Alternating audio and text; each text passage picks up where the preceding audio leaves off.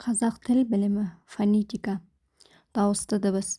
Оның ішінде жуан дауысты, жіңішке дауысты, ашық, қысаң, ерінді, кезеулік, дауыссыз дыбыс, ұяң, үнді, қатаң, буын, ашық буын, тұйық буын, бітеу буын, үндестік заңы, буын үндестігі, дыбыс үндестігі, ілгерінді ықпал, кейінді ықпал, тоғыспалы ықпал, тасымал, екпін, орфография, орфоэпияны қарастырады.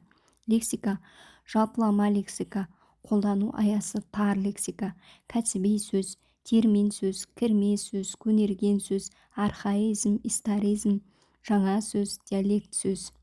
Сөз мағынасы: тура мағына, ауыспалы мағына, көп мағына, синоним, антоним, амоним. Табу сөз, эвфемизм, дисфемизм, тұрақты тіркес, мақал-мәтел. Сөз жасам: дара сөз, негізгі сөз, туынды сөз. Күрделі сөз: біріккен сөз, қысқарған сөз, қос сөз, қосарлама, қайталама қос сөз. Тіркесті сөз: еркін тіркес, тұрақты тіркес. Морфология: грамматика, морфология, сөз таптары: зат есім, сын есім, сан есім, есімдік, етістік, үстеу, шылау, еліктеу сөз, одағай. Қосымша: жұрнақ, сөз тудырушы, сөз түрлендіруші.